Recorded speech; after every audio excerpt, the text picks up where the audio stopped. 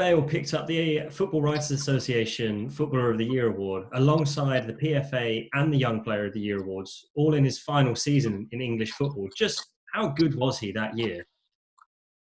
Oh, he was spectacular that year because don't forget, Spurs actually, I think that year finished outside the top four. I think they finished fifth.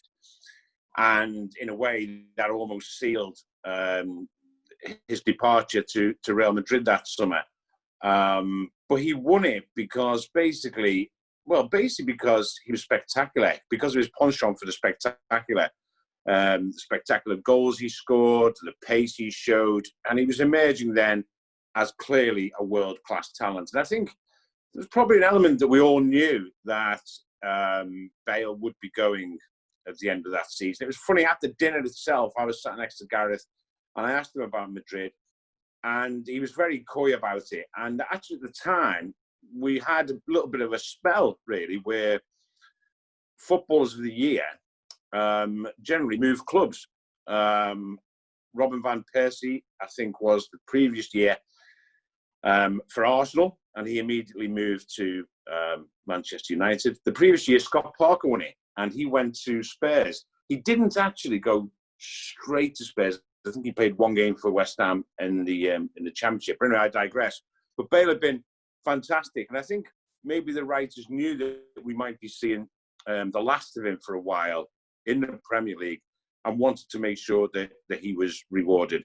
As in a lot of cases, it doesn't necessarily mean that because you don't win a trophy with your team that you're exempt from winning Football of the Year. As we all know, there's many, many instances of that where we actually just take into account individual brilliance. And that's what he brought to English football. And that was the last time we saw him in 2013. You know, it's amazing to think that if you would have said to me, the young man that I was speaking to that I thought would be going to Real Madrid would still be there in 7 years' time, probably only just there, I wouldn't have put money on that. So we're talking about his time at Real Madrid. He's gone on to win 4 Champions Leagues and 2 La Liga titles. Yes. Is he the best British player to have ever played abroad? I think you would have to say that. Listen, to survive as a British player or a foreign player, to survive as a foreign player at the Bernabeu for 7 years is a remarkable achievement in itself. You know, you see how they chew up and spit out big money signings.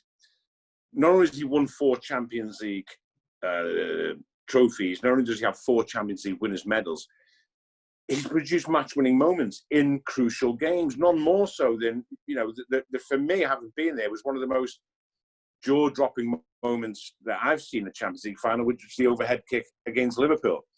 And for that reason, you think of other exports, going way back to John Charles in Italy, and people have made significant contributions, but I don't think anyone's had the success over such a sustained period as he has, which is why it's a shame that it's come to this at the moment, which is why it's a shame that his time at Madrid should be remembered for those 4 Champions League medals, for those 2 La Liga medals, for some incredible goals. Who can forget the one where he runs off the pitch and comes back on?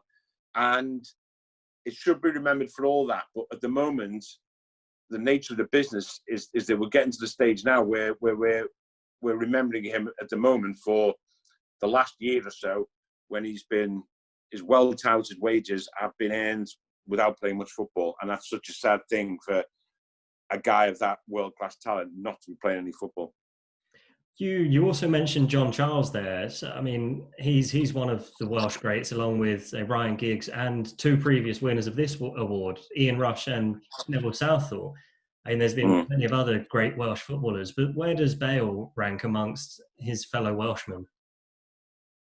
Well, again, for what he's, I guess if you'd say that, I think what would probably tip, if you had to have a sort of a poll on who out of those names you mentioned, if you had to put them in some sort of ascendancy, you would have to say that, what would tip it probably in Bale's favour is the fact that what he's done for the national team.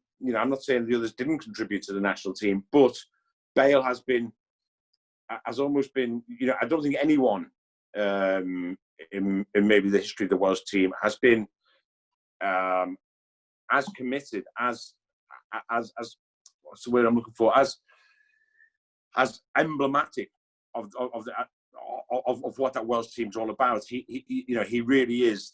You just see how much he loves it, how much it energizes him playing for his country, how much he takes responsibility. He took the responsibility when he took them to the European Championships. He in an era where you see so many players, or you have seen so many players, maybe not be as committed to their international roles as they should be.